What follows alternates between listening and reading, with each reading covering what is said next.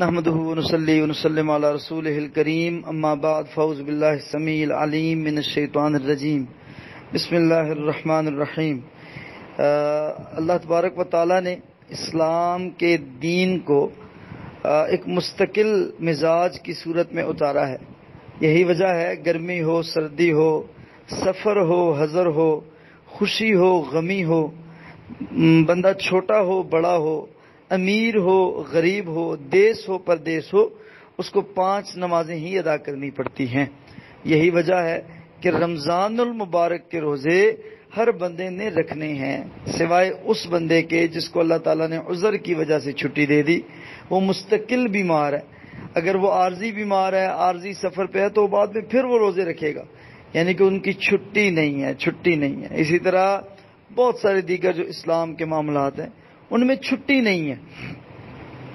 تو پھر عادات بھی ایسی ہیں، ایسے نہیں ہے کہ بندہ اس ایج سے اس ایج تک سچ بولے باقی جھوٹ بولتا پھر، ایسا نہیں۔ ساری عمر ایک مسلمان شخص کو یہ واجب اور ضروری ہے کہ وہ اپنے کردار میں سچ کو شامل کرے اور ہمیشہ سچ کا ساتھ دے، سچ بولے۔ اسی طرح امانت داری ہے، ایسا نہیں ہے کہ جب آپ امیر ہیں تو امانت دار ہیں، جب آپ غریب ہیں تو ٹھیک ہے، آپ کی ضرورت ہے آپ اس میں خیانت کر لیں، ایسا نہیں ہے۔ اگر کوئی اپنا پیسے پکڑائے تو امانت دار ہے، اگر کوئی بیگانہ پکڑاتا ہے تو مکر جاتے ہیں، ایسا نہیں۔ ہر شخص امانت دار ہونا چاہیے، ہر شخص سچا ہونا چاہیے، ہر شخص متقی ہونا چاہیے۔ تو بہرکیف اس کے باوجود انسان کے تقوی کا لیول اپس اینڈ ڈاؤنز میں یعنی کہ گھومتا رہتا ہے، کبھی اوپر ہو جاتا ہے، کبھی نیچے ہو جاتا ہے۔ اسی طرح بھائی قسم اور وعدہ ہے۔ اگر انسان یہ سمجھے کہ مجھ سے یہ گناہ ہو گیا اور اس پہ توبہ کر لے تو اللہ تعالیٰ معاف کر دیتا ہے، لیکن اگر پھر وہ گناہ کرتا ہے، پھر وہ توبہ کر لیتا ہے، پھر وہ گناہ کرتا ہے، پھر وہ توبہ کر لیتا ہے، پھر وہ گناہ، یہ غلط بات ہے، یہ بہت غلط۔ اللہ تعالیٰ نے اس کے لیے صراحت سے حکم نازل فرمایا یا ایھا الذین آمنوا توبوا الی اللہ توبۃ نصوحا عسیٰ ربکم ان یکفر عنکم سیئاتکم ویغفر لکم۔ اللہ تعالیٰ آپ کی خطاؤں اور غلطیوں کو معاف کر دے گا، لیکن مشروط یہ ہے کہ پکی توبہ کرنی ہے۔ ایسا نہیں ہے کہ رسماً رواجاً آپ نے توبہ کر لی اور نیکسٹ ٹائم آپ نے پھر دیکھا اس معاملے کو اور پھر بہک گئے۔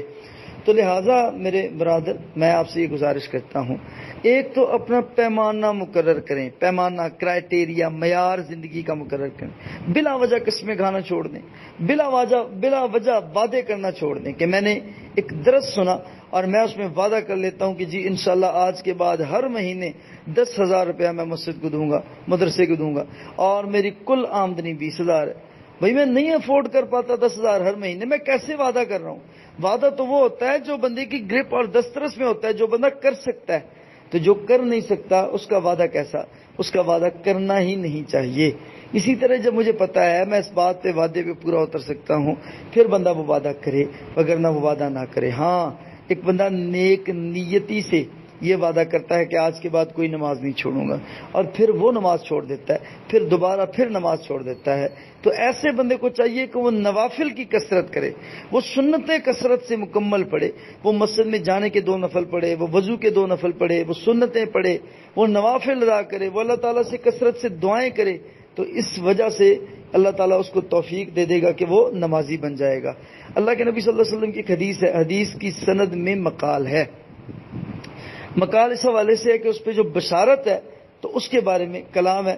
بار کہ بہت سارے لوگوں نے اس حدیث کو صحیح بھی گردانا ہے، لیکن پریکٹس کے لیے میں اس حدیث کو آپ کے سامنے ذکر کر رہا ہوں۔ اللہ کے نبی صلی اللہ علیہ وسلم نے فرمایا کہ یعنی کہ نبی صلی اللہ علیہ وسلم کی طرف یہ بات منسوب کی جاتی ہے اور بہت سارے لوگوں نے اس کو سندن درست بھی قرار دیا ہے کہ جو شخص 40 دن من کان للہ، جو اللہ کے لیے نمازیں ادا کرتا ہے 40 دن مستقل مزاجی کے ساتھ، اللہ تعالیٰ اسے 2 چیزوں سے بری کر دیتا ہے۔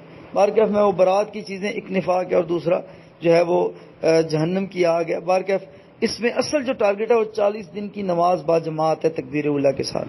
جو بندہ 40 دن کی نمازیں با جماعت تکبیر اولیٰ کے ساتھ ادا کر لے، یہ ٹارگٹ باندھ لے اور بنا لے کہ میں نے فجر بھی پڑھنی ہے، ظہر، عصر، مغرب، عشاء، جہاں اس کو میسر آتی ہے وہ ادا کرتا ہے، تو ایسی صورت میں اللہ رب العزت انشاءاللہ اس کو دسترس دیتے ہیں، توفیق دیتے ہیں کہ وہ مستقل مزاجی سے عادی ہو جاتا ہے۔ نیت کا چور نہ ہو، دل میں نفاق نہ ہو، زبان میں کھوٹ نہ ہو، تو انسان اپنے وعدے کو ضرور پورا کر لیتا ہے۔ انسان کو چاہیے جس طرح ظاہری جسمانی بیماریوں کا علاج کرواتا ہے، اس طرح روحانی طور پہ بھی اپنی ٹریٹمنٹ کرواتا رہے، اور اس کا بہترین معالج اللہ تعالیٰ کی ذات ہے جس نے اس کے نسخے قرآن کی صورت میں اتار دیے ہیں۔ بارک اللہ فیکم۔